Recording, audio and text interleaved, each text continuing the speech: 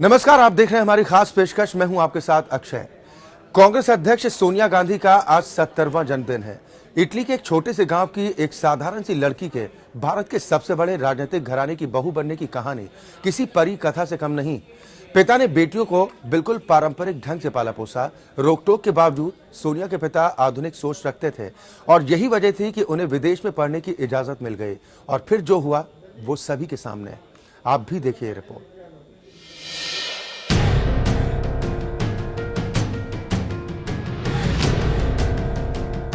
सोनिया गांधी आज भारत में शायद ही कोई हो जो इस नाम से अनजान हो। सोनिया ने मैजनी और गैरीबाल्डी को पढ़ा और इटली के एक होने की जानकारी तो हासिल की, लेकिन आधुनिक देश के बतौर भारत के उदय के बारे में उनको कुछ नहीं पता था। शायद सोनिया की किस्मत में हिंदुस्तान की खोज किसी और ढंग से होने लिखी थी। कैम्ब्रिज के एक ग्रीक रेस्टोरेंट वासिटी से राजीव और सोनिया का रिश्ता शुरू हुआ, जो एक अटूट बंधन में बन गया। एक रेस्टोरेंट में मुलाकात हुई थी जब मैं कैम्ब्रिज में थी। कैम्ब्रिज में केवल एक रेस्टोरेंट थी जहां थोड़ा बहुत इटालियन खाना मिलता था और मैं इंग्लिश खाना बिल्कुल नहीं खा सकती थी, इसलिए वहां जाती थी रोज खाने के लिए।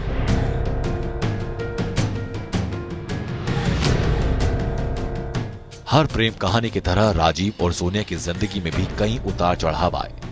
दोनों ने जब शादी का फैसला किया तो उनके परिवारों के लिए इस फैसले को मानना आसान नहीं था। राजीव जहां भारत की प्रधानमंत्री इंदिरा गांधी के बेटे थे, तो वहीं सोनिया एक साधारण परिवार की लड़की। सोनिया के पिता को यह रिश्ता कतई मंजूर नहीं था। अपनी प्यारी सी बेटी एक अलग देश में भेजना वो नहीं चाहते थे। उनको इस बात का डर था कि भारत के लोग सोनिया को स्वीकार कभी नहीं करेंगे, लेकिन सोनिया और राजीव के प्यार के आगे सबको झुकना पड़ा और आखिर राजीव से मिलने के बाद सोनिया के पिता ने शादी के लिए हामी भर दी। इंदिरा जी मेरे लिए माँ जैसी थी। जब मैंने शादी की तो मेरे लिए सब कुछ नया था। रीति रिवाज, खाना, लोग जो हमारे ऑल अराउंड थे, तो मेरे लिए आसानी नहीं थी, काफी मुश्किल थी। और उन्होंने इंदिरा जी हमेशा मुझको मदद दे रही थी, लोगों को समझने के लिए, रीति रिवाजों को समझने के लिए। और धीरे धीरे एक ऐसी रिश्ता बन गई इंदिरा जी और मेरे साथ। शादी से पहले सोनिया को भारत आना था। इंदिरा गांधी उस वक्त प्रधानमंत्री थी, इसलिए बिना शादी के सोनिया को अपने घर में रख नहीं सकती थी। इसलिए सोनिया के लिए अमिताभ बच्चन के घर में रहने की व्यवस्था की गई। उस वक्त अमिताभ और राजीव जिगरी दोस्त हुआ करते थे। 13 जनवरी 1968 को सोनिया दिल्ली पहुंची और अमिताभ के घर में रहने लगी, जहां उन्हें भारतीय रीति रिवाजों को जानने का मौका मिला। 1968 में अमिताभ के घर में ही सोनिया और राजीव की शादी हुई। गांधी परिवार के रिश्तेदार और करीबी नयनतारा सहगल बताती हैं,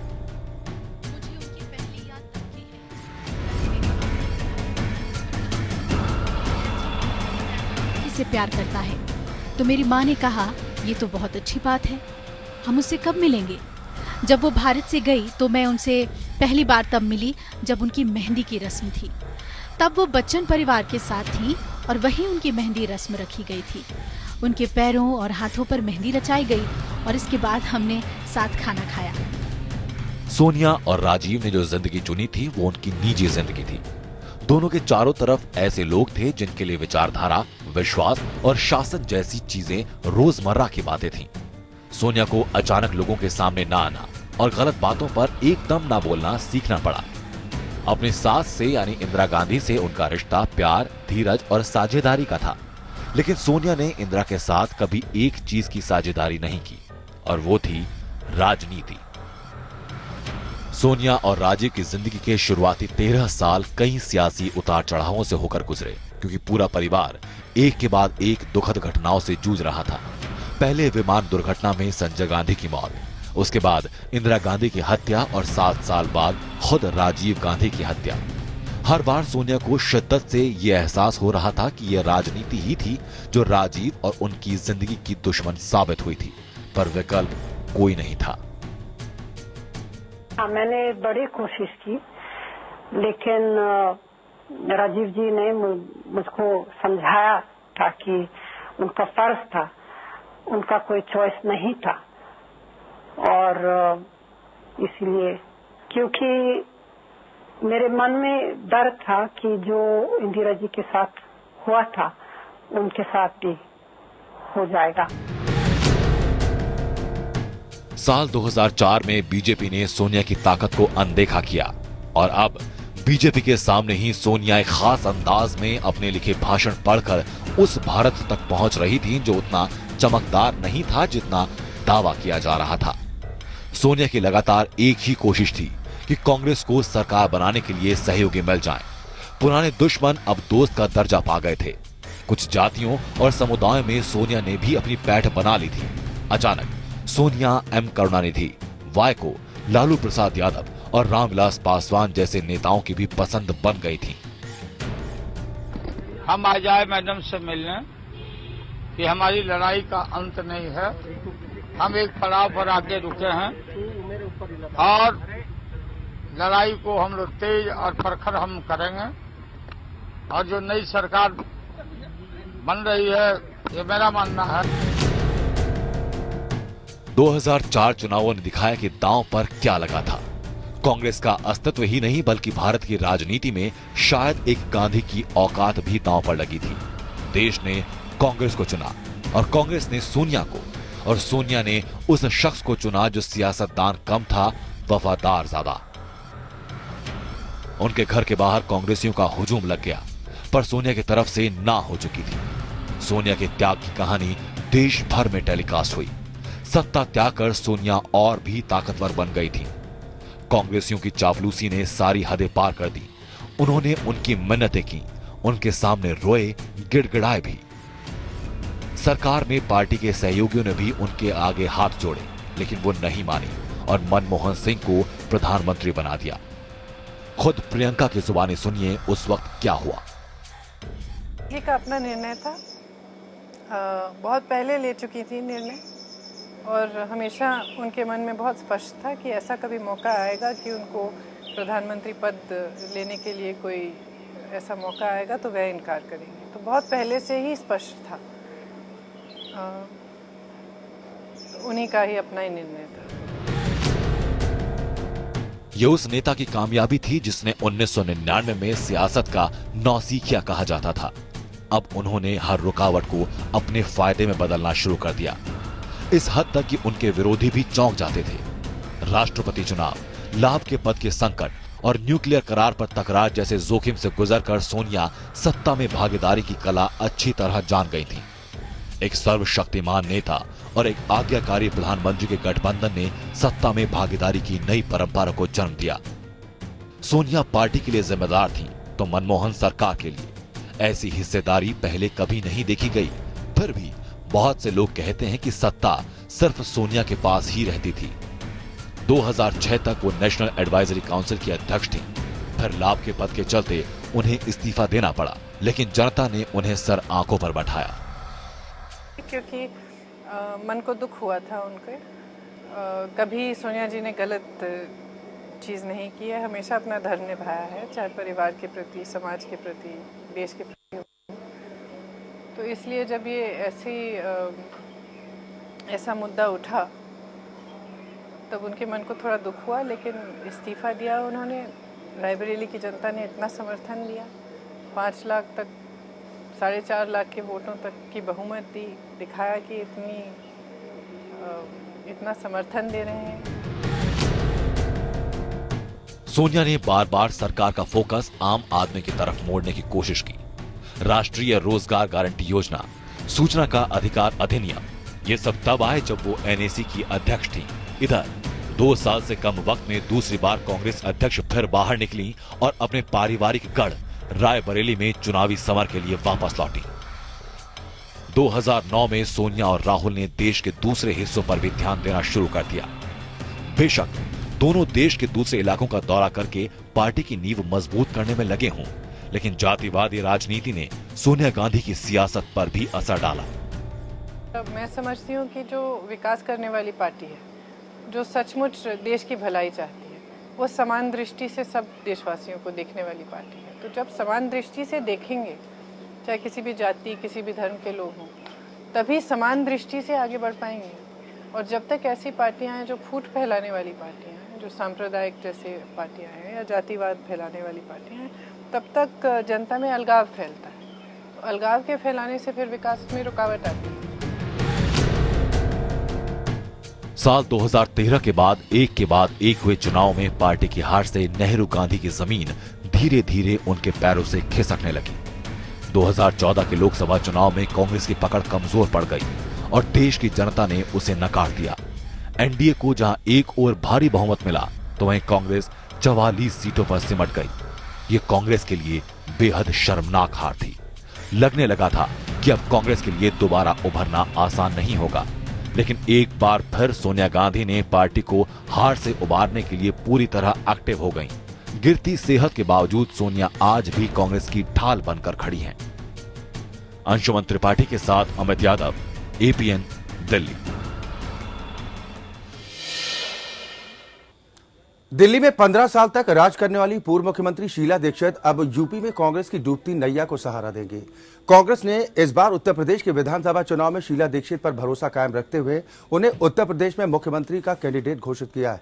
इंदिरा गांधी के साथ काम करने वाली 75 साल की शीला दीक्षित अब गांधी परिवार की तीसरी पीढ़ी राहुल और प्रियंका ने भी अपना भरोसा जाहिर करते हुए उन पर दांव खेला है। आज शीला दीक्षित बताएंगे सोनिया गांधी का सियासी सफर।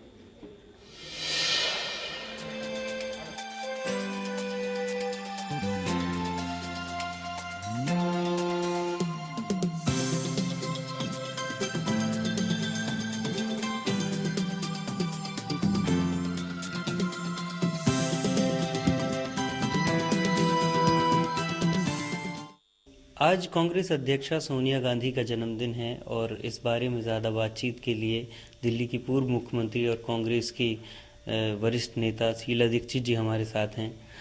शीला जी, अगर सोनिया गांधी जी के पूरे जीवन पर नज़र डालें, आज उनका 70वां जन्मदिन है, कैसे देखते हैं भारतीय राजनीति में उनके पूरे सफ़र को? सोनिया गांधी का जो पूरा रास्ता रहा है राजनीति में, वो अद्भुत रहा है। कभी उन्होंने राजनीति में आने की कभी इच्छा नहीं जाहिर की थी, लेकिन वक्त पड़ने पर जब ज़रूरत पड़ी कि उनकी ज़रूरत है तो वो आगे आई। और जिस दिन से वो उन्होंने कांग्रेस की कमांड को संभाला है, उस दिन से कांग्रेस ऊपर ही चढ़ती गई है। और सोनिया गांधी एक ऐसी शख्सियत है जो इतना बढ़िया उन्होंने किया, और 2 दफ़ा जो केंद्र में डॉक्टर मनमोहन सिंह हमारे प्रधानमंत्री रहे और कांग्रेस पार्टी ने सत्ता को 10 साल संभाला, वो अपने आप में एक उदाहरण है कि किस तरह से सोनिया गांधी इस देश को समझती हैं और इस देश के मुताबिक, इसकी समझ के मुताबिक जो वो चाहता है वो करती हैं। और कांग्रेस को उन्होंने वो जीवन दिया है जो शायद किसी और आधुनिक लीडर नहीं दे पा। आपने वो दौर भी देखा है जब राजीव गांधी जी नहीं रहे और उसके बाद सोनिया गांधी ने 2-3 वर्षों के लिए किनारा बना लिया। बहुत सारे लोगों ने कैसे उन्हें राजनीति में आने के लिए प्रेरित किया उन्हें, तब वो कैसा दौर था, क्या बातचीत थी उस समय? देखिए, वो चाहती नहीं थी, उनको कभी सत्ता से या राजनीति से कभी कोई प्रेम नहीं रहा। इसीलिए ये बहुत आश्चर्य कभी कभी लगता है कि जो शख्सियत राजनीति से कोई ताल्लुक़ नहीं रखती थी, उन्होंने राजनीति को और कांग्रेस की राजनीति को इस मुकाम पर पहुंचाया कि जैसे मैंने कहा कि हम सारे स्टेट्स में भी रूल कर रहे थे और केंद्र में भी 10 साल तक शासन चलाया। एक समय ऐसा था जब विरोध हुआ उनका, विरोधी पार्टियों ने इस तरीके से विरोध किया कि वो भारत को नहीं समझती हैं, भारतीयता को नहीं समझती हैं, लेकिन कैसे एक कमबैक किया उन्होंने और दिखाया कि कैसे भारत की नब्ज को वो समझती हैं। देखिए, विरोधियों का तो काम है विरोध करना, और विरोधी लोग जो थे उनसे घबरा भी गए थे, लेकिन उन्होंने करके दिखाया है ना। अब उस पर टिप्पणी करने से क्या फ़ायदा। अब मैम आखिरी सवाल, एक अब जो जिस दौर पे राजनीति चल रही है, जैसे देश में अभी माहौल है डिमोनेटाइजेशन के बाद, लगातार लोग परेशान हो रहे हैं, एक विकल्प की ज़रूरत है। आपको लगता है कि सोनिया गांधी जी और कांग्रेस पार्टी अभी उस बिल्कुल विकल्प है, क्योंकि डिमोनेटाइजेशन ने तो सबको इतना परेशान कर दिया, और 1 महीना हो गया है, परेशानी किसी की कम नहीं हुई है, और भविष्य में क्या होगा किसी को समझ में नहीं आ रही है। रोज़ कहीं ना कहीं नया कानून कायदा निकलता जाता है, नोटों की कमी हो रही है, तो लोग बहुत परेशान हैं, और ख़ासकर वो तबका परेशान है जिसके पास रोज़मर्रा वो कमाता है और अपने जीवन को और अपने परिवार की देखरेख करता है, तो उनको बहुत ज़्यादा परेशानी है। और ये केवल दिल्ली में नहीं, सारे देश भर में इस तरह से हो रहा है। आखिरी सवाल, सोनिया गांधी जी से जुड़ी कोई ऐसी याद जो आप हमेशा रखना चाहें? बहुत सारी यादें हैं, मैं इतना कह सकती हूँ, कोई वो सुनती हैं सबकी, और कभी ऐसा नहीं लगा कि उन्होंने कोई फैसला लिया हो जो गलत हो, जो ठीक ना हो। जिसके पक्ष में लेती हैं या जिसके पक्ष में नहीं फैसला होता है, तो जिसके पक्ष में नहीं भी फैसला होता है वो भी समझता है कि हाँ, सोनिया गांधी ने सोच समझ के किया होगा। अपने जो उनके विचार हैं, जो कांग्रेस के हित में है, देश के हित में है, और मैं शब्द देश जानबूझ के कर रही हूँ कि लोग उनको कहते हैं फॉरेनर है, मेरे ख्याल में वो हिंदुस्तानियों से ज़्यादा हिंदुस्तानी हैं। तो इस तरह के बहुत सारे कांड हैं, वाक़े हैं, सबको साथ लेना, सब जातियों को साथ लेना, सब धर्मों को साथ लेना, तो वो जो समझती हैं हिंदुस्तान को, वो शायद बहुत कम लोग हिंदुस्तान में भी उस हिंदुस्तान को समझते हैं। बहुत बहुत धन्यवाद हमसे बात करने के लिए। ये थी शीला दीक्षित जी, जो बता रही थी कि सोनिया गांधी ने किस तरीके से इस देश को समझा। उसके बावजूद भी जब विपक्ष आरोप लगाता था कि सोनिया गांधी देश को नहीं समझती हैं, वो विदेशी हैं, लेकिन फिर भी सोनिया गांधी ने सभी मिथकों को तोड़ते हुए इस देश की राजनीति में जिस तरीके से अपना योगदान दिया, वो देखने लायक था। कैमरा पर्सन संजीत के साथ अंबुज पांडे, एपीएन न्यूज़, दिल्ली। यहाँ तो कांग्रेस अध्यक्ष सोनिया गांधी का 70वां जन्मदिन है, और उनके जीवन से जुड़ी तमाम ऐसी चीजें हम आपके सामने रखने की कोशिश कर रहे हैं जिनसे लोग ज्यादातर अनजान हैं, और उनके जीवन के तमाम पहलुओं पर हम बातचीत करेंगे। हमारे साथ 2 खास मेहमान जुड़ गए हैं। मेरे साथ सुप्रीम कोर्ट के वरिष्ठ अधिवक्ता प्रदीप राय जी जुड़े हैं। प्रदीप जी, बहुत स्वागत है हमारे साथ इस कार्यक्रम में शामिल होने के लिए। साथ ही editor in chief India legal Indrajit Badbhar sahab हमारे साथ जुड़ गए हैं। आप दोनों ही मेहमानों के बारे में खास बात ये बताते हैं कि गांधी परिवार से आप दोनों ही मेहमानों के बेहद करीबी रिश्ते रहे हैं, और इंद्रजीत बदभार जी राजीव गांधी के क्लासमेट भी रहे, उनके साथ में ही स्कूल में पढ़ाई भी की है। बहुत स्वागत है एक बार फिर आप दोनों ही मेहमानों का। प्रदीप जी, सबसे पहले मैं आपके पास आना चाहूंगा।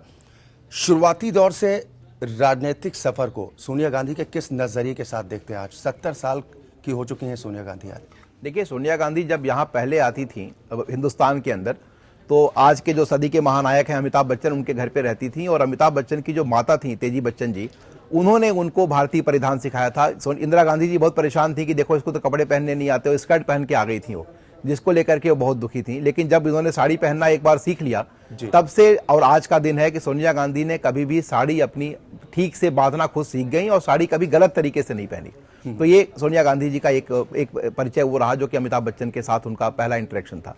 और बार बार उनको मन में संशय था कि राजीव गांधी पॉलिटिक्स में जाएंगे, शायद उनसे दूर हो जाएंगे, इनके बीच में उतना प्यार नहीं रहेगा, शायद वो और कामों में व्यस्त हो जाएंगे, तो पॉलिटिक्स के बहुत खिलाफ थे।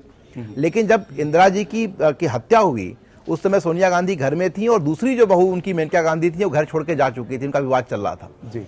तो उस टाइम पे सोनिया गांधी बहुत ही उनके मजबूरी में, राजीव गांधी के अलावा कोई विकल्प नहीं था, और उन्होंने फिर राजीव गांधी को उन्होंने खुद ही कहा कि अब आपको प्रधानमंत्री बनना पड़ेगा, क्योंकि भारत की जो हालत है, देश जल रहा है, अब आप पीएम बन जाइए। तो ये इस तरह की ये महिला रही हैं, नॉन पॉलिटिकल थी। जब राजीव जी की हत्या हुई थी उसके बाद बिल्कुल उन्होंने एक तरह से विधवा का जीवन जिया 7-8 साल तक। लोग विवाद भी फैलाते रहे, नरसिंहा राव जी की सरकार बनी, नरसिंहा राव जी बहुत उनके ऊपर दबाव बना के रखे हुए थे और बहुत उनसे वो परेशान भी थी। लेकिन एक टाइम ऐसा आया कि जब नरसिंहा राव जी को उन्होंने हाशिए पे लाया और वो उनसे बदला भी ली। सोनिया गांधी, एक बात लोग उनके बारे में कहते हैं कि ये भूलती नहीं है चीजों को। नरसिंहा राव को उन्होंने मरने के बाद भी माफ नहीं किया, खुद तो आई श्रद्धांजलि देने के लिए, लेकिन जब उनके पार्टी के बाकी नेता वहां पर जाना चाहते थे तो एक इशारा कर दिया गया कि जो वहां जाएगा वो नोटिस होगा। तो एक भी नेता नहीं आया। मनमोहन सिंह आए और सोनिया गांधी, दो लोगों के अलावा नरसिंहा राव जो कांग्रेस के अध्यक्ष रहे थे और प्रधानमंत्री भी रहे थे, उनके यहाँ कोई नहीं आया। और समाधि की जो जगह थी उनकी, वो भी दिल्ली में नहीं मिली, उनको हैदराबाद भेजा गया और डेड बॉडी भी उनकी पूरी जल नहीं पाई थी। तो देखिए, सोनिया जी में बहुत सी अच्छाइयां हैं, दोस्ती निभाती हैं। यहां तक कि जब वो शुरू में यहां पर आई थी, उनकी माँ भी यहीं रहती थी, पंचशील के पास किराए का घर लेकर के। उनकी बहनें रहती थी, उनके रिश्तेदार भी रहते थे यहाँ पे। लेकिन जब वो राजनीति में आ गई, तब से उन्होंने, जब उस सत्ता के शीर्ष पे पहुंची हो राजीव जी के जाने के बाद से, तब से ये सारा कुछ लगभग दूर हो गया। पत्रोची के साथ नजदीकी थी, ये लोग मामा बोलते थे, बच्चे लोग उनको, जो राहुल गांधी और प्रियंका गांधी, अमिताभ बच्चन को ही मामा बोलते थे लोग, क्योंकि सोनिया गांधी उनको अपना बड़ा भाई मानती थी। और परिवार में बहुत ही घर के अंदर जो बाहर के लोग थे, उसमें अमिताभ बच्चन ही थे जो कि घर के थे, बाहर के होते हुए भी। बाकी नटवर सिंह से उनके रिश्ते थे, सुमन दुबे से उनके रिश्ते थे, बाकी जो और भी परिवार के लोग थे, खास अरुण सिंह थे, अरुण नेहरू थे। लेकिन ये सब एक एक करके दूर हो गए। उनके नजदीक केवल जितने भी लोग थे, अंत में नटवर सिंह बचे थे। नटवर सिंह के जाने के बाद अब सुमन दुबे की उनके यहाँ नजदीकी है, बाकी जितने लोग थे वो उनसे दूर हो चुके हैं। तो अब सोनिया गांधी की जो राजनीति है, देखिए, उन्होंने एक बात साफ कर रखा था कि राजनीति में सिर्फ पे बेटी को नहीं, बेटे को लाना है। वो एक चीफ जस्टिस थे जो कि शपथ ग्रहण के बाद उनके यहाँ जब सरकार थी कांग्रेस की UPA 1 में, तो उनके घर पे गए हुए थे और राहुल गांधी की तबीयत खराब थी। उसमें सोनिया जी बैठी हुई थी उस मीटिंग में, लेकिन बार बार डॉक्टर्स आए थे और उनसे वो बात कर रही थी, परेशान थी। तो उन्होंने कहा कि शायद देखभाल हो जाएगी। प्रियंका ने वहां पर इंटरप्ट किया और बोला कि आप क्यों परेशान हो रही हैं, आप इस मीटिंग को खत्म करिए, डॉक्टर्स देख लेंगे उनको। वो बहुत नाराज हुई इस बात को लेकर कि नहीं, मैं जानूंगी कि राहुल को कैसी दवा मिल रही है और क्या, कौन देख रहा है और कैसे देख रहा है, इसमें तुम बीच में मत बोलो। तो एक सीधी सी बात है कि वो बेटे को ज्यादा मानती हैं और बेटे को ही राजनीति की विरासत सौंपेंगी। सोनिया गांधी एक अलग तरह की महिला है, कोई बार बार भाग के बाहर नहीं जाना चाहती। यहाँ पर उन्होंने बहुत ही नीचे से अपना जीवन शुरू किया है और नीचे से शुरू करके यहाँ तक पहुंची हैं। उनके बारे में एक बात और बोलूं आपको कि नटवर सिंह जब उनके बहुत ही करीबी थे, शुरू में जब सरकार बन गई थी नरसिंहा राव की और उसके बाद अटल जी की बनी, पार्टी प्रेसिडेंट हो गई थी ये, तो लोग मिलने आते थे तो उनसे भी मिलते थे, क्योंकि लोग ये मानते थे कि शायद सत्ता के केंद्र में दूसरी धुरी है वो सोनिया गांधी है। तब वो बोलती नहीं थी, नटवर सिंह जी प्लीज जाइएगा मत, आप मेरे साथ बैठिएगा, क्योंकि मैं जो बोलूंगी, क्या बोलूंगी, मुझे समझ में नहीं आएगा, प्लीज मुझे गाइड करिएगा। यहां से करते करते उन्होंने पिछले 10 सालों में इतना कुछ सीखा कि आज लोग ये मानने लगे हैं। कोई उनको अब ये नहीं कहता कि विदेशी हैं। पहली बार जब सरकार बन रही थी, शरद पवार वगैरह सारे उनको छोड़ के गए थे, तो विदेशी के नाम पर गए थे। लेकिन आज हालत यह है कि कोई भी सोनिया गांधी के संग में गए थे, शरद पवार ही उसको लीड कर रहे थे, कोई उनके आगे पीछे, कोई ये बोलने की हिम्मत किसी की नहीं है कि वो विदेशी हैं। एक बहुत बड़ी बात है अपने आप में। बदवार साहब ज्यादा डिटेल से बताएंगे, क्योंकि ये उनको बहुत ही करीबी से जानते हैं और इन्होंने तो डॉक्यूमेंट्री बनाई है पहली, जब उनकी शादी के बाद, राजीव इंडिया, और उसमें जैक एंडरसन के साथ आप जब बना रहे थे। खैर वो इंडिया में डॉक्यूमेंट्री बैन हो गई थी, लेकिन आपने उस डॉक्यूमेंट्री को बनाया था। ज्यादा डिटेल में बताएंगे, साथ में पढ़े हैं राजीव गांधी के। बिल्कुल बदवार साहब, हम चाहेंगे कि हमारे दर्शक भी जो बेहद नजदीकी से जान पाए गांधी परिवार को, खासतौर पर सोनिया गांधी का हम जिक्र कर रहे हैं, और जैसा कि आपने पढ़ाई भी राजीव गांधी के साथ की है, बेहद करीबी रिश्ते आपके रहे हैं, तो कुछ और ऐसी बातें जो आप हमारे दर्शकों के सामने शेयर कर पाएं, और खासतौर पर एक वो लम्हा जब सोनिया गांधी हिंदुस्तान आती हैं और पहला इंटरव्यू करने का आपको मौका मिलता है। मुझे ताजुब है कि प्रदीप को याद है कि वो डॉक्यूमेंट्री जब बनाई थी वो 1988 में, राजीव इंडिया करके, वो पहला अवसर था कि जिसमें राजीव गांधी ने सोनिया गांधी को अपने साथ कैमरे पे मेरे सामने बिठाया। उनसे इंटरव्यू तो नहीं करने दिया, पर मैं राजीव से इंटरव्यू कर रहे थे और उस डॉक्यूमेंट्री को बाहर जाके काफी पुरस्कार मिले। क्योंकि वो documentary of the year public broadcasting service of America में मानी गई थी। पर यहाँ पर बैन वो हुई थी क्योंकि उसमें जो राजीव गांधी के मित्र थे, जब एक जो न्यू इंडिया, जो एक नई इंडिया जो शुरू हो रही थी, तो उसमें काफ़ी लोग थे जिन्होंने पुराने कांग्रेस वालों की काफ़ी निंदा की थी। और उसमें रामनाथ गोयनका भी फीचर्ड थे, जिनकी मैंने इंटरव्यू की थी बॉम्बे में, जब उन्होंने इमरजेंसी की बहुत ही कठोर शब्दों में और मिसेस गांधी की बहुत ही कठोर शब्दों में उन्होंने आलोचना की थी। तो जब ये डॉक्यूमेंट्री दूरदर्शन पे दिखाने को जा रहे थे, उसकी शाम पे रात 9 बजे वो उसकी एयरिंग थी, और 6-7 बजे हमें हैदराबाद हाउस बुला के सम्मानित किया गया था, जहां पर सब मंत्री लोग आए थे कि उस डॉक्यूमेंट्री की प्रीव्यू हो रही थी। अब उस प्रीव्यू के बाद अचानक क्या हुआ कि 9 बजे अनाउंसमेंट आया दूरदर्शन पे कि ये ड्यू टू टेक्निकल रीजंस ये डॉक्यूमेंट्री नहीं दिखाई जाएगी। अब वो उसका असली कारण ये था कि उधर जो कहते थे Indira loyalist, old guard new guard चलता था ना कांग्रेस में उस टाइम पे, जैसे अभी भी चलता है, जैसे कि यशपाल कपूर थे, R.K. धवन थे, और फोटेदार, और अहमद पटेल भी उसमें थे उस टाइम पे। उन्होंने राजीव से जाके कहा कि आप ये क्या दिखवा रहे हैं, इसमें तो इंदिरा गांधी पे अटैक हो रहा है इस डॉक्यूमेंट्री पे। पर राजीव इतने मॉडर्न माइंडेड थे कि उन्होंने बोला देखिए ये अटैक नहीं है, ये फ्रीडम ऑफ द प्रेस है। तो उन्होंने कहा नहीं, कांग्रेस में बड़ी फूट पड़ जाएगी इसके बारे में। तो उन्होंने गैडगिल, उस टाइम इंफॉर्मेशन मिनिस्टर थे, उन्होंने कहा गैडगिल से कहा मैं तो ये डिसीजन नहीं लूंगा, क्योंकि मैंने इनको पहली बार अपने घर आके एक, जब मैं ABC टीवी के लिए भी काम करता था, मैंने पहली इंटरव्यू दी है और मैं तो मना नहीं कर सकता। तो गैडगिल साहब ने वो अनाउंस किया। अब जो ये सोनिया जी के बारे में बात कर रहे थे, एक बात शायद ये भूल गए, जो सबसे इंटरेस्टिंग कहानी है इनकी स्टोरी की, कि मिसेस गांधी उस टाइम पे इस विवाह के ये इनकी लव मैरिज थी, क्योंकि सोनिया एक बहुत साधारण फैमिली की लड़की थी, और ये राजीव से वहाँ पर इंग्लैंड में, जब राजीव यूनिवर्सिटी में पढ़ रहे थे, वहाँ पर ये मिली थी। और मिसेस गांधी इस शादी के बिल्कुल ही खिलाफ थे उस टाइम पे, और इतने खिलाफ थे कि ये जो विवाह हुआ, जब प्रदीप आपको बताएंगे डिटेल में, मैं जानता हूँ उसके बारे में, क्योंकि मेरी दोस्ती इनके सब दोस्तों के साथ थी। जैसे इन्होंने कहा अरुण सिंह, और उस टाइम पे अमिताभ बच्चन के भाई बंटी बच्चन, रमोला बच्चन, सुनीता कोहली, ये इनकी छोटी सी गैंग थी। तो ये लोग इकट्ठे हुए थे तेजी बच्चन के घर में, मतलब अमिताभ बच्चन के घर में, और उनका विवाह वहां पर हुआ था। उसके बाद ग्रेजुअली इनको मिसेस गांधी ने स्वीकार किया अपनी फैमिली में। और एक मैं आपको एक बात बताता हूँ, क्योंकि ये एक अपनी दूसरी मम्मी की तरह ये एक अपनी आंटी मानती थी। उनका नाम था कांता डोगरा। कांता डोगरा का देहांत हो चुका है। वो पंजाब यूनिवर्सिटी के वाइस चांसलर डोगरा साहब की पत्नी थी, चंडीगढ़ में रहते थे लोग। बट ये शुरू से मिसेस गांधी की और पुपुल जयकार की ये बहुत इनकी घनिष्ठ मित्रता थी।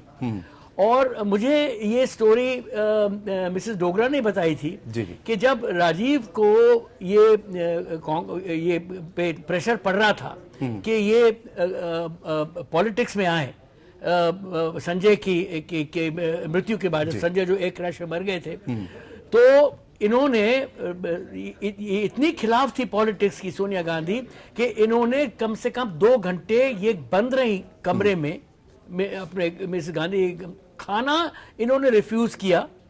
और इन्होंने यहां तक कहा कि अगर राजीव पॉलिटिक्स में एंटर करते हैं तो मैं इनको तलाक भी देने को तैयार हूं, मैं इटली वापस चली जाऊंगी। अच्छा, ये बात मैंने लिखी है, मैंने एक किताब की थी जो फेमस सबसे प्रसिद्ध हमारे हिंदुस्तान के फोटोग्राफर है रघु राय के साथ, मिसेस गांधी पे मैंने एक बायोग्राफी लिखी थी। 7-8 साल हुए, काफी वो चली, और उसमें मैंने इस बात का मेंशन किया था, इस बात का।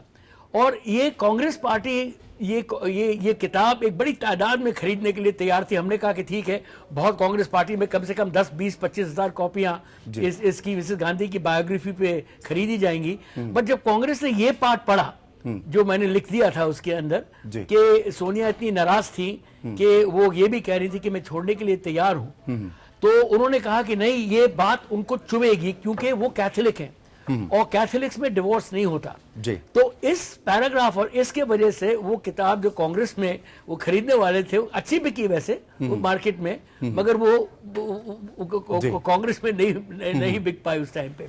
सोनिया गांधी के बारे में मैं और बताता हूँ आपको कि जी उनके शौक क्या थे।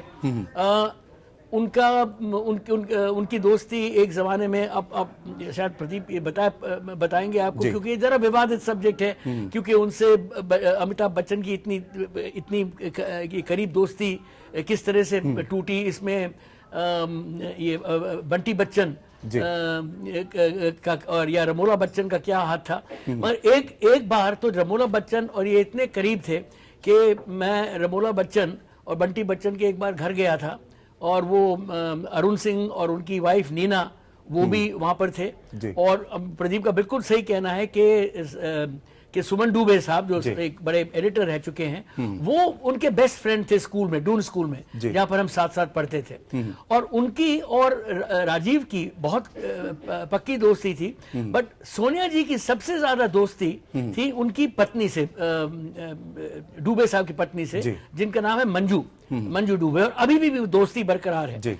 और मंजू डुबे की जो बहन है, उनका विवाह अरुण शौरी से हुआ है, जो हमेशा राजीव गांधी के क्रिटिक रहे हैं। तो ये sort of wheels with in wheels है, ये बड़े इंटरेस्टिंग किस्से हैं। और यानी इनके जीवन से जुड़ी तमाम रोचक कहानियां हैं। नहीं, और उनका एक शौक बताऊं आपको कि अब कहते हैं कि सोनिया किस चीज के शौक क्या खाती है। ठीक है, मैंने एक बार पूछा था उनको, हम एक पार्टी में मिले थे, चुपचाप बैठती थी, एक कोने में चुपचाप बैठती थी, ज्यादा बोलती नहीं थी, मगर उससे बातचीत करो तो बहुत खुल के हंस ये नहीं कि कोई वो कि मैं हिंदुस्तान की महारानी हूँ या कुछ, वो अपने आप को हिंदुस्तानी मानती थी, बट इटालियन फूड जो है उसको मिस करती थी।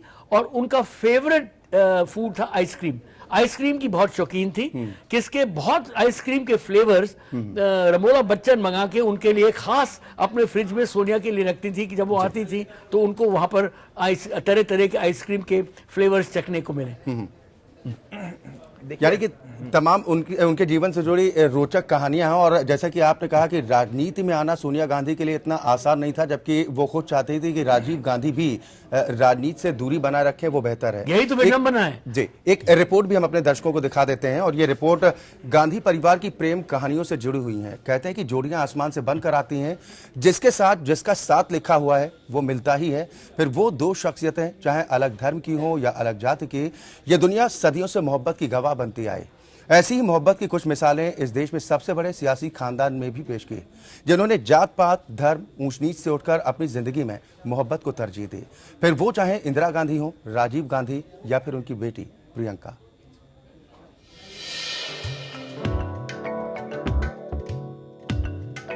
देश के सबसे चर्चित राजनीतिक घराने की 3 पीढ़ियों में प्यार खूब परवान चढ़ा। नेहरू गांधी परिवार की बात जब भी इस नजरिए से होती है तो कई नाम सामने आते हैं। इंदिरा फिरोज, सोनिया राजीव, मेनका संजय और फिर प्रियंका रॉबर्ट की प्रेम कहानियां अपने अपने वक्त पर सुर्खियों में रही थी। लेकिन जब इन जोड़ियों को प्यार के पक्के और तयशुदा नियमों के मुताबिक देखा जाता है तो लगता है कि इंदिरा फिरोज का प्यार इन सब से बढ़कर था। प्यार के एहसास के तहत अमूमन होता यही है कि कोई एक किसी दूसरे के दिलो दिमाग पर इतना छा जाता है कि उसे सब कुछ देने का जुनून सवार हो जाता है। उस नजरिए से फिरोज की पर्सनालिटी काफी दमदार थी। प्रभावित तो नेहरू भी थे, लेकिन वो शादी की हद तक नहीं जाना चाहते थे। ऐसे में बापू आए और फिरोज की शादी इंदिरा से हो गई। गांधी जी ने अंतरजातीय शादी, जब गोलमेज कॉन्फ्रेंस, सेकंड गोलमेज कॉन्फ्रेंस के बाद किसी अंतरजातीय अंतरधर्मी शादी में गए, और इंदिरा जी के जो पति थे उनका नाम जो है फिरोज खान था। गांधी जी ने उनको नाम दिया जिसके ऊपर से इनके लोग गांधी नाम पड़े। दूसरी जोड़ी है सोनिया और राजीव की। राजीव की स्मार्टनेस पर सोनिया फिदा थी, ओवरऑल पर्सनालिटी पर नहीं। मतलब ये प्यार दिल की गहराइयों तक तो था, लेकिन दिमाग में उतना गहरा नहीं उतर सका था। सोनिया एक रेस्टोरेंट में काम करती थी और यहीं पर उनकी राजीव से मुलाकात हुई थी। पहली नजर में ही राजीव को सोनिया से प्यार हो गया था। सोनिया और राजीव गांधी की पहली मुलाकात साल 1965 में हुई। सोनिया कैम्ब्रिज के एक रेस्टोरेंट में काम करती थी। एक दिन जब राजीव अपने दोस्तों के साथ रेस्टोरेंट पहुंचे हुए थे, मस्ती का दौर चल रहा था, अचानक सोनिया की नजरें उनसे चार हो गईं और दोनों के दिल धड़क उठे। सोनिया से मैं पहली बार कैम्ब्रिज में मिला था और पहली बार जब मैंने उन्हें देखा ही था तो मुझे लग गया था कि ये ही ठीक लड़की है मेरे लिए। पहली मुलाकात प्यार में तब्दील हो गई। इसके बाद आए दिन दोनों मिलने लगे। वही जब बात शादी तक पहुंची तो सोनिया को पता चला कि राजीव गांधी कोई और नहीं बल्कि भारत के सबसे बड़े राजनीतिक परिवार से ताल्लुक रखते हैं। सोनिया का जन्म एक साधारण परिवार में हुआ था। वो कैम्ब्रिज में पढ़ाई के साथ साथ पार्ट टाइम जॉब भी करती थी। राजीव के प्यार ने उन्हें इतना दीवाना बना दिया था कि उन्होंने लेटर लिखकर राजीव के बारे में अपने घर वालों को बताया था। उन्होंने लिखा था कि मैं एक इंडियन लड़के से प्यार करती हूँ, वो एक स्पोर्ट्समैन है, नीली आंखों वाले ऐसे ही राजकुमार का मैं हमेशा से सपना देखती थी। मुलाकात के 3 साल बाद 1968 में राजीव ने सोनिया से शादी कर ली। सोनिया गांधी परिवार का हिस्सा बन गई। राजीव को सत्ता में दिलचस्पी नहीं थी। सोनिया भी खुद को इससे दूर रखना चाहती थी। शादी के बाद राजीव पायलट बन गए। दोनों राजनीति से दूर अपना जीवन जीने लगे। सोनिया गरीब बच्चों को बेहद प्यार करती हैं, खासकर दिव्यांगों को। बच्चों के लिए, खासकर गरीब और विकलांग बच्चों के लिए बहुत गहरा दर्द है। और जब भी मैं देहात जाता हूँ, गांव में जाता हूँ और कहीं भी वो छोटे बच्चों को देखती हैं तो दिखाई देता है कि दर्द है और कैसे वो परेशान होती हैं जब कोई बीमार दिखाई देता है या कोई तकलीफ में दिखाई देता है। साल 1977 में इंदिरा गांधी चुनाव हार गई थी। 1980 में संजय गांधी की मौत हो गई। इसी बीच 1984 में इंदिरा गांधी की हत्या कर दी गई थी। उनकी अचानक मौत के बाद राजीव ने मां की गद्दी संभाली, पर उन्हें राजनीति रास नहीं आई। साल 1991 में श्री पेरम्बदूर की एक सभा में उन्हें बम से उड़ा दिया गया। उनकी मौत से सदमे में पहुंची सोनिया ने बहुत दिनों तक खुद को राजनीति से दूर रखा। हालांकि बाद में उन्हें भी अपनी राजनीतिक विरासत संभालनी पड़ी। अंत में बात प्रियंका रॉबर्ट की। राजीव की मौत के बाद सोनिया ने अपने दोनों बच्चों को किले में बंद कर दिया था। प्रियंका दिल्ली के कॉलेज में ही पढ़ती थी, पर आम स्टूडेंट्स की तरह से वो नहीं थी। जब असुरक्षा का बोझ चहुं ओर पसरा हो तो फिर प्यार पनप ही नहीं सकता। ऐसे में रॉबर्ट एकलौते मित्र थे राहुल के। गहरी दोस्ती थी, इसीलिए उनका आना जाना सोनिया के घर पर ही होता था। जाहिर है जब कोई दूसरा तीसरा आएगा ही नहीं तो फिर जो सामने है उससे दोस्ती मजबूरी होती है। ऐसे हालात में पनपा था प्रियंका रॉबर्ट का प्यार। प्रियंका महज 13 साल की थी जब उन्होंने पहली बार रॉबर्ट को देखा था। दोनों एक ही स्कूल में पढ़ते थे। इसे प्यार कहें या फिर क्रश कि पहली नजर में ही प्रियंका को रॉबर्ट पसंद आ गए। रॉबर्ट को भी प्रियंका बेहद पसंद थी। वो अक्सर उनके घर पर जाया करते थे और गांधी परिवार के दिलों में जगह बनाने की हर मुमकिन कोशिश करते थे। रॉबर्ट राहुल गांधी के अच्छे दोस्त भी बन गए थे। बचपन का प्यार रंग लाया और साल 1997 में दोनों ने शादी कर ली। आज इस जोड़ी के 2 बच्चे हैं। अमित यादव, एपीएन।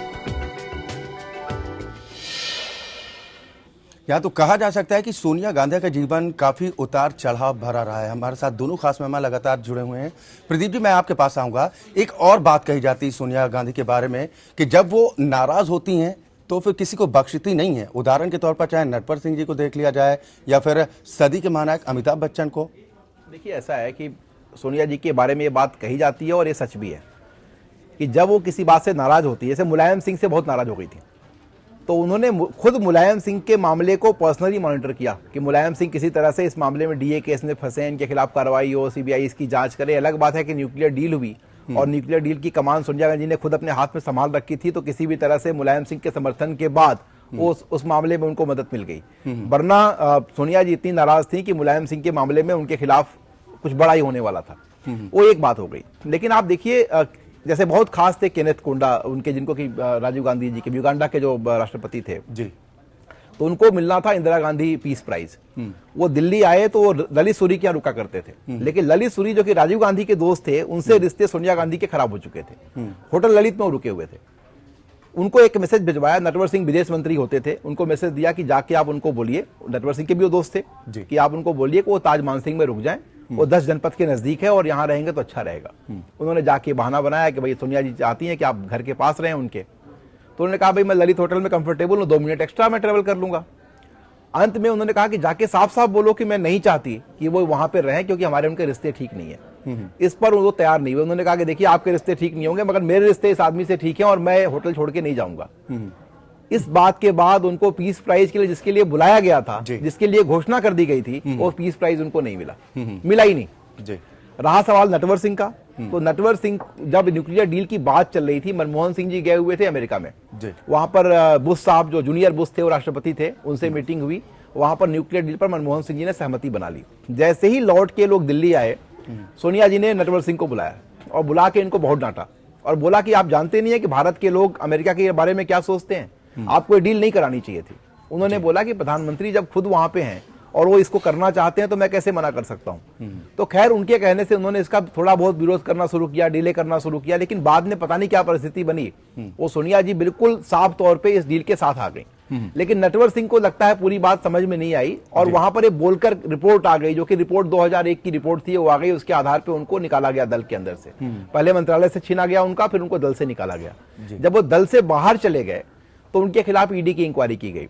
यही इंक्वायरी ईडी की उनके अपने जो साले साहब हैं, जो आज पंजाब के कांग्रेस के मुख्यमंत्री के दावेदार भी हैं, अमरिंदर सिंह, उनके खिलाफ भी चल रही थी। उनके खिलाफ जब इंक्वायरी शुरू हुई तो शुरू में तो बहुत परेशान हुए कि नटवर सिंह है, शरीफ आदमी, पढ़े लिखे आदमी हैं, कहते हैं पढ़ा लिखा, एक तो पढ़े लिखे, ऊपर से विदेश में पढ़े हुए, विदेश मंत्रालय देखे हुए, कोई रिश्ते वगैरह इनके ज्यादा थे नहीं, तो छोटी से छोटी नोटिस पे घबरा जाते थे वो। बाद में एक पाठक अथॉरिटी बनाई गई, जस्टिस आर एस पाठक अथॉरिटी, जो इस मामले की जांच कर रही थी। आर एस पाठक ने अपनी इंक्वायरी के टाइम पे, अब वो नहीं रहे इस दुनिया में, मुझे पता नहीं इसको बोलना चाहिए कि नहीं बोलना चाहिए, लेकिन नटवर सिंह से जब बोला पहली बात, मैं था वहां पे, मौजूद था, तो उन्होंने कहा कि भाई एक इंक्वायरी कमीशन कोई थोड़ी है, आप बात क्यों नहीं कर लेते, आपने तो इतना अच्छा, सोनिया जी से एक बार आप बात कर लीजिए, आपका काम हो जाएगा। नटवर सिंह का ये कहना था कि जब गलती मेरी नहीं है तो मैं बात नहीं करूंगा, और सोनिया जी ने उनसे कोई बातचीत नहीं की तब तक जब तक नटवर सिंह ने एक किताब लिखनी नहीं शुरू की, और उस किताब में उन्होंने ये नहीं कहा कि मैं वो सारी बातें लिखूंगा जो जो पिछले 30 सालों में घटी हैं। जैसे ही उन्होंने इस बात की घोषणा की, पहले प्रियंका उनके घर गई और फिर सोनिया जी उनके घर गई। नटवर सिंह ने भी किताब से कुछ पन्ने निकाल लिए जो उनको जो चाहते थे वो लोग, लेकिन फिर भी कुछ पन्ने उसमें रह गए। अब देखिए जिन जिन लोगों से उनके रिश्ते रहे, अमिताभ बच्चन का जहां तक सवाल है, खूब इनकम टैक्स की नोटिसें मिली उनको, जबकि प्रणब मुखर्जी जी अमिताभ बच्चन से बहुत अच्छे रिश्ते उनके थे और अभी भी रिश्ते बहुत अच्छे हैं और काफी बातचीत होती थी इन लोगों की। जब राजीव गांधी जी प्रधानमंत्री बन रहे थे, आ चुके थे, तो चुनाव लड़ने के लिए उन्होंने अमिताभ बच्चन को कहा कि अमित, हमें तुम्हारी मदद चाहिए और आपको चुनाव लड़ना पड़ेगा इलाहाबाद से। अमिताभ बच्चन तैयार हुए, चुनाव लड़े, चुनाव जीते। वाजपेयी के खिलाफ नहीं, हेमंती नंदन बहुगुणा थे। अच्छा, हेमंती नंदन बहुगुणा को चुनाव बहुगुणा, तो ये वहां पे चुनाव लड़ने के लिए गए और बहुगुणा साहब की जमानत जब्त हुई, जो कि बहुत बड़े नेता थे उस समय वहां के, और लोग ये मानते थे कि अजय हैं, उनको कोई हरा नहीं सकता है। सोनिया गांधी भी वहां गई थी, मगर मंच पे कहीं घूमती नहीं थी, राजीव गांधी के आगे पीछे दिखती नहीं थी। घूमने के लिए किसी प्रोग्राम में दिखना अलग बात है, लेकिन बाकी कोई बातचीत नहीं होती थी। वो अमिताभ बच्चन के साथ जब झगड़ा हुआ, आप देखिए जब इंदिरा जी की मौत हुई तो राजीव गांधी के साथ अमिताभ बच्चन थे, जब राजीव जी की मौत हुई तो अमिताभ बच्चन थे, लेकिन जब झगड़ा हो गया तो शादी के टाइम पे अभिषेक और अमिताभ बच्चन आए, जया बच्चन नहीं आई उस शादी में। उस बात को लेकर वो इतनी नाराज हुई कि उन्होंने कहा कि अब इन लोगों को घर में एंट्री नहीं करने देंगे, और उन लोगों की एंट्री एक तरह से बंद हो गई। अमिताभ बच्चन ने बाद में बयान भी दिया कि जो संबंध है वो राजा तय करता है कि रंग के साथ रखना है या नहीं रखना है, लेकिन रिश्ते इतने करीबी थे कि अमिताभ बच्चन के घर में एक बेडरूम था, जो जिस बेडरूम में बाद में और उनके जो गेस्ट थे वो रहने लगे थे, लेकिन उसमें होटल मैरियट में कमरा बुक करती थी सोनिया जी, और वहां से बुक करने के बाद रात के टाइम में आ जाती थी अमिताभ बच्चन के घर में और उस बेडरूम में रहती थी, क्योंकि उनके लिए ही बना था वो बेडरूम और वो उनके घर के मेंबर की तरह थी। कई बार ऐसा हुआ कि जब अमिताभ बच्चन कहते भी थे कि अगर बात करें तो आज ही बात हो जाएगी और हम लोग की वापस, क्योंकि हमारे मन में कोई ऐसी बात नहीं है लेकिन सोनिया गांधी का जहां तक सवाल है कि अगर इन्होंने मन में एक बार गांठ बांध ली तो फिर ये नहीं चाहती हैं कि मैं कहीं से झुकूं या मैं कहीं से कोई कंप्रोमाइज करते हुए दिखूं। ये उनके व्यक्तित्व की कमजोरी भी कही जा सकती है और उनके व्यक्तित्व की मजबूती का कारण भी कहा जा सकता है, क्योंकि राजनीति में व्यक्ति को निष्ठुर होना चाहिए। क्योंकि चाणक्य ने भी कहा था कि जो महत्वाकांक्षा की मोती होती है वो निष्ठुरता के सीप में पलती है, तो निष्ठुर होना भी कोई गलत बात नहीं है। लेकिन यानी ये कहा जा सकता है कि थोड़ा बहुत जिद्दी स्वभाव की हैं, एक बात कोई बात उन्हें चुप जाती है। भाई जो आपने आपकी बात को मैं उठाना चाह रहा हूँ कि इस जिद के साथ मेरे ख्याल में कुछ बल भी जुड़ा हुआ है। देखिए, जैसे राजीव की जब मौत हो गई थी और आप जानते हैं कि बोफोर्स के मामले उठे थे, कतरोची के खिलाफ जो इनकी फैमिली के निजी दोस्त थे, और कभी सोनिया गांधी ने डिनाई नहीं किया कि कतरोची जो इटली के थे, स्नैम प्रोजेक्टी के प्रोजेक्ट्स इनको पहले मिले हुए थे कि इनसे इनकी दोस्ती थी, और वो तो खुलेआम कहती है कि मैं दोस्ती का ये मतलब नहीं है कि मैंने इनके लिए कोई फेवर्स किए। हालांकि सीबीआई इंक्वायरीज तो चलती रही कतरोची की उनके डेथ तक। सबका मानना ये था, पूरे हिंदुस्तान का मेरे ख्याल में मानना ये था कि जब अब राजीव गांधी का देहांत हो गया है तो इसके बाद अपने बच्चों को, और इनको ये राय दी भी गई थी बहुत लोगों ने कि आपकी जान खतरे में है और आपके खिलाफ इंक्वायरी पे इंक्वायरी हो जाएगी। आपको याद होगा इमरजेंसी के टाइम जब मोरारजी देसाई की सरकार आई थी तो इंदिरा गांधी के खिलाफ कितनी कार्रवाई हुई थी, उनके घर में पुलिस पहुंच गई थी, सीबीआई पहुंच गई थी, इन्फोर्समेंट डायरेक्टरेट नहीं थी उस टाइम पे, मेरे ख्याल में वो कॉफी पोजा जो चलाते वो लोग पहुंच गए उनकी लॉन के पीछे, उन्होंने खुदाई की ढूंढने के लिए कि कहीं इंदिरा गांधी ने कोई पैसा तो नहीं दबाया हुआ, इतनी उनकी बेइज्जती हुई। तो ये सब देखा था सोनिया ने, बट इसके बावजूद भी ये हिंदुस्तान में मेरे ख्याल में सबसे बड़ी बात ये यही रही। यहाँ से भाग, अगर इनके पास बाहर पैसा होता क्या क्या मुश्किल है, वो चले जाते, अपने बच्चों को वही रेस करती। यहाँ रहने का ये सबसे बड़ी मिस्ट्री है जो इनसे कोई मानो वैज्ञानिक ज्ञान इनके अंदर का पाने का कोई कोशिश करे कि ये कौन सी शक्ति थी जिनको इन्होंने यहाँ पर हिंदुस्तान में रखा। और दूसरी बात ये कि इनने अपने बच्चे भी हिंदुस्तानियों की तरह ही और यहाँ स्कूलों में पाले, कहीं बाहर नहीं भेजे और अड़ी रही यहाँ पर। हालांकि यहाँ की पॉलिटिक्स बहुत ही डर्टी और बहुत ही विंडिक्टिव पॉलिटिक्स हो गई थी, जो अभी भी चल रही है, जैसे कि सीबीआई का दुरुपयोग होता है, इन्फोर्समेंट डायरेक्टर का दुरुपयोग होता है। इसके बावजूद भी ये यहाँ पर अड़ी रही। और जो फॉरेनर का सवाल है, इनका कहना एक बड़ा सिंपल था, और ये मेरी एक बार राजीव से बात हुई थी इस बारे में, तो उन्होंने कहा कि फॉरेनर का क्या मतलब है। हमारी जो कांग्रेस पार्टी जो शुरू हुई थी, जिसने सबसे पहले आजादी की मांग की थी, वो मिस्टर ह्यूम ने शुरू की थी और एनी बसंत ने शुरू की थी। ये लोग तो अंग्रेज थे, एनी बसंत और जो हमारे और डेविड ह्यूम नाम था ना, एओ ह्यूम, एग्जैक्टली। तो इसमें दादा भाई नौरोजी वगैरह जो लोग वगैरह जुड़े हुए थे, ये तो एक इंटरनेशनल पार्टी थी जो इंडिया में बन के खड़ी। तो उन्होंने कहा कि तो मैं इस परंपरा का एक हिस्सा हूँ, मैं हिंदुस्तानी हूँ, मेरी एक हिंदुस्तानी से शादी हुई है और यहाँ पे तरह तरह के लोग रहते हैं।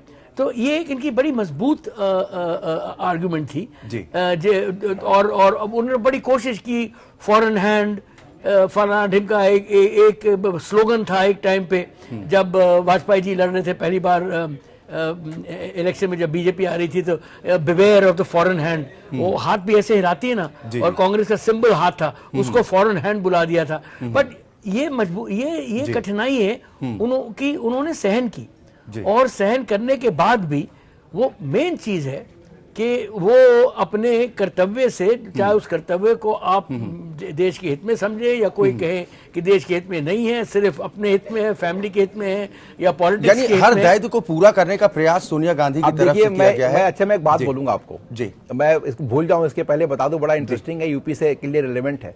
जब ये न्यूक्लियर डील की बात चल रही थी जिस समय, उस समय लेफ्ट ने समर्थन वापस ले लिया था, और ये हुआ कि मुलायम सिंह की पार्टी समर्थन दे सकती है, समाजवादी पार्टी, और ये अगर समर्थन दे दे तो न्यूक्लियर डील हो जाएगी और सरकार चलती रहेगी।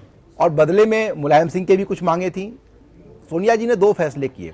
एक, मंत्रालय में कोई जगह नहीं मिलेगी, आपका कोई भी व्यक्ति मंत्री नहीं बनेगा, आप खुद भी मंत्री नहीं बनेंगे। ये बात किसी को मालूम नहीं है, तो बाद में ये कहा गया कि अच्छा कम से कम हमारी इज्जत रखने के लिए आप डिमांड करिए कि आप मंत्रालय में आइए और हम मना कर देंगे। तो उन्होंने पृथ्वीराज चौहान से कहा कि आप बयान दे देना प्रधानमंत्री कार्यालय के बाहर कि हमने इनको मांग रखी है मगर इन्होंने मना कर दिया है। तो ये इज्जत बचाने के लिए एक फॉर्मेलिटी हो गई। लेकिन जब मिलने गए मुलायम सिंह यादव और उनके साथ के लोग सोनिया गांधी से न्यूक्लियर डील पे समर्थन देने के मुद्दे पे कि हम आपको समर्थन देना चाहते हैं, तो सोनिया गांधी ने साफ साफ तौर पे दो बातें पूछी। पहली बात कि आप पर हम भरोसा क्यों करें और आप पर हम भरोसा कैसे करें। इसका एक बैकग्राउंड था। बैकग्राउंड है कि सोनिया गांधी इसके पहले जब प्रधानमंत्री बनना चाहती थी और उन्होंने कहा था कि हमारे पास 272 का मैजिक फिगर है, उस समय समाजवादी पार्टी ने समर्थन देने की बात कहने के बावजूद अंतिम मौके पे हाथ खींच लिया था और सोनिया गांधी को की बड़ी एम्बेरसमेंट हुई थी उस टाइम पे। बाद में जब ये सरकार बन गई यूपीए 1 के टाइम में जब इन्होंने कहा कि हम आपको समर्थन देंगे, तो सोनिया गांधी ने बिना लाग लपेट के, बिना कोई प्रसन्नता दिखाए, नाराजगी भरे स्वर में ही मुलायम सिंह से पूछा कि भाई मुलायम सिंह जी हम आप पर भरोसा क्यों करें और कैसे करें। मुलायम सिंह निरुत्तर थे, कोई जवाब नहीं था। उन्होंने कहा भाई हम कह रहे हैं। बोले कहा तो आपने पहले भी था, तो आपकी बात पे भरोसा नहीं किया जा सकता। फिर भी सरकार को उन्होंने समर्थन दिया और उनके अपने भी कुछ इंटरेस्ट थे। सरकार उनकी न्यूक्लियर डील हुआ, लेकिन न्यूक्लियर डील के बाद समर्थन जब इनके अलायंस होने की बात थी, अलायंस नहीं हुआ। आप ये ध्यान रखिए।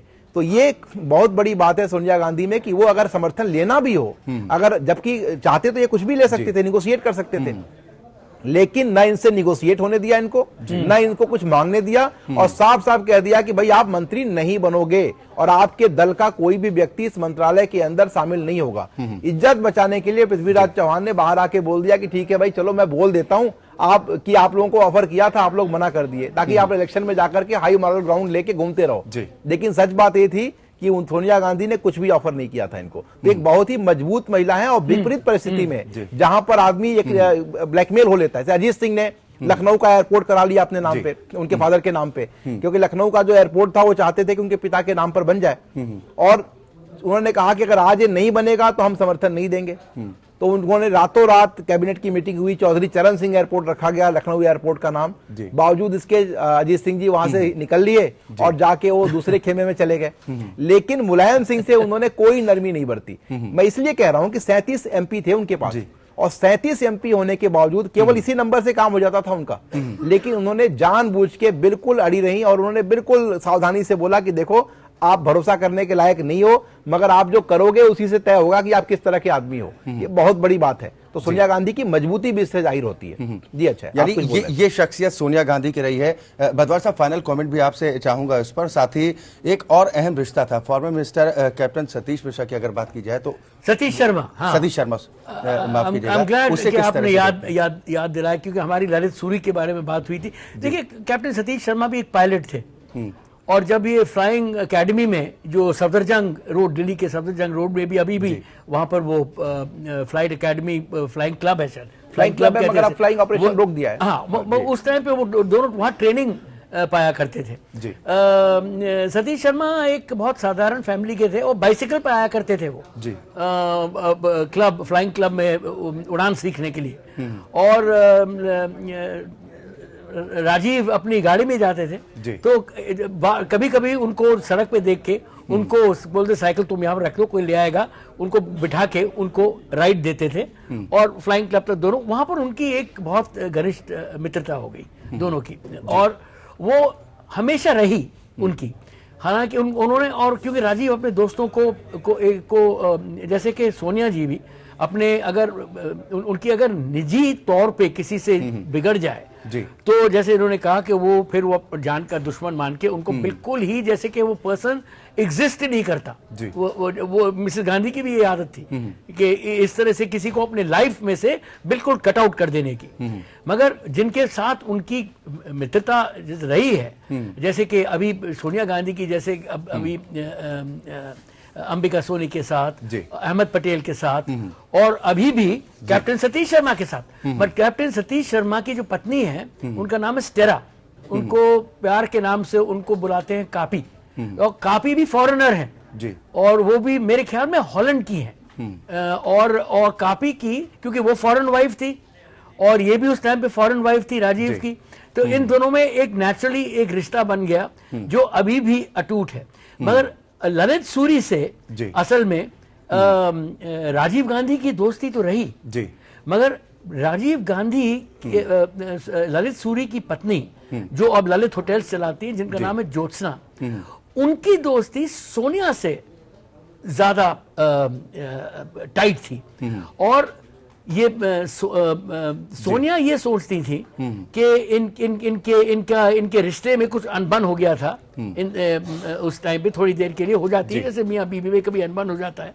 तो सोनिया ने तरफदारी ज्यादातर अपनी दोस्त ज्योत्सना की ली, और उन्होंने उस टाइम कह दिया था राजीव से कि देखिए, जब तक ये अनबन चलेगा मैं ललित सूरी से जरा दूरी रखूंगी। ये मैं जानता हूँ, निजी बात। सो राजीव ललित सूरी से मिलते तो रहे, क्योंकि ललित सूरी एक कांग्रेस पार्टी के फाइनेंसियर भी रहे और उनके फंडरेजर भी रहे। बट उनकी जो सतीश शर्मा है, उन्होंने अमेठी के एमपी भी रह चुके थे। वो उनको राजीव ने अमेठी का एमपी बनाया, और सतीश शर्मा राजीव के मृत्यु के बाद उस सीट पर उनको बनाया गया था। उसी, हाँ बिल्कुल, नहीं, बट मेन चीज सोनिया गांधी के आने से पहले। हाँ, बट उन्होंने इनकी लड़की का, प्रियंका का बहुत देखभाल किया। सतीश शर्मा ने, वो प्रियंका उनको एक अंकल की तौर पे मानती है, और प्रियंका को जो राजनीतिक गुरु भी कह सकते हैं, यानी कि सॉर्ट ऑफ। बट मेरे ख्याल में आज प्रियंका इन सब की गुरु हैं, क्योंकि अब प्रियंका अपनी माँ के और अपनी दादी, बिल्कुल दादी, अपनी दादी के कदम पे चलती हैं, सतीश शर्मा के कदम पे नहीं चलती। चलिए, बिल्कुल बिल्कुल, बहुत शुक्रिया आप दोनों मेहमानों का हमारे साथ इस खास कार्यक्रम में शामिल होने के लिए, और सोनिया गांधी के जीवन से के तमाम अनछुए पहलुओं को हमारे दर्शकों के साथ साझा करने के लिए। अब हम अपने दर्शकों को सोनिया गांधी से जुड़ी 10 अनसुनी बातें भी सुना देते हैं। दरअसल टाइम मैगजीन में सशक्त महिलाओं में शुमार और भारतीय राजनीति की मजबूत नेता सोनिया गांधी किसी परिचय का मोहताज नहीं है। सोनिया गांधी का वास्तविक नाम एंटोनिया मायनो है। इनका जन्म इटली के लुसियाना गांव में हुआ था। 1965 में जब राजीव कैम्ब्रिज यूनिवर्सिटी में पढ़ने गए तो वहां इनकी मुलाकात राजीव गांधी से हुई। शादी के बाद भारत के सबसे बड़े राजनीतिक परिवार की बहू बनी। आइए सोनिया गांधी के बारे में जानते हैं 10 अनसुनी बातें।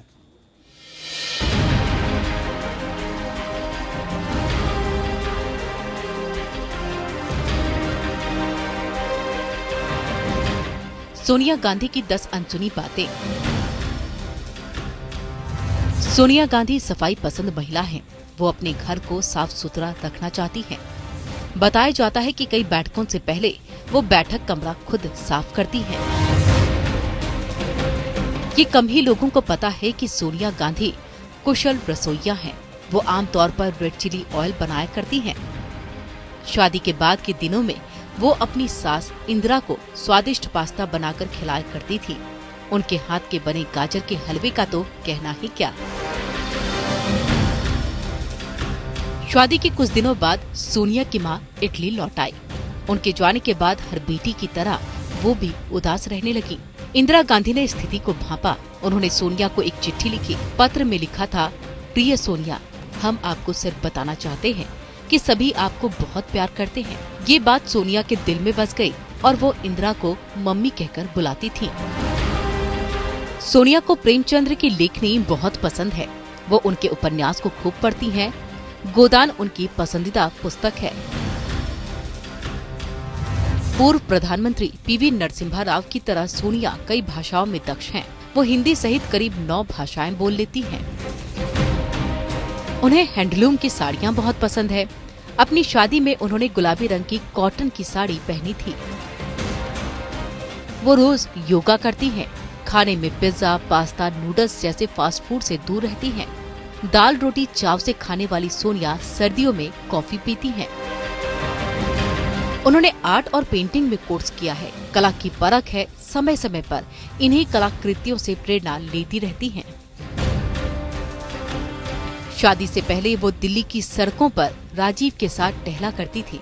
इंडिया गेट पर आइसक्रीम खाना उन्हें बहुत पसंद था। वो अपनी सास के लिए आइसक्रीम भी ले जाया करती थी। बांग्लादेश बनने के बाद शेख मुजबिर रहमान दिल्ली दौरे पर आए। उस समय सोनिया गर्भवती थी। फिर भी अपनी सास के साथ उनकी आगवानी में एयरपोर्ट गई। उसके अगले ही दिन प्रियंका गांधी का जन्म हुआ था। आकांक्षा सिंह, APN। और इसी के साथ हमारी खास पेशकश में इतना ही। एपीएन न्यूज में खबरों का सिलसिला लगातार जारी।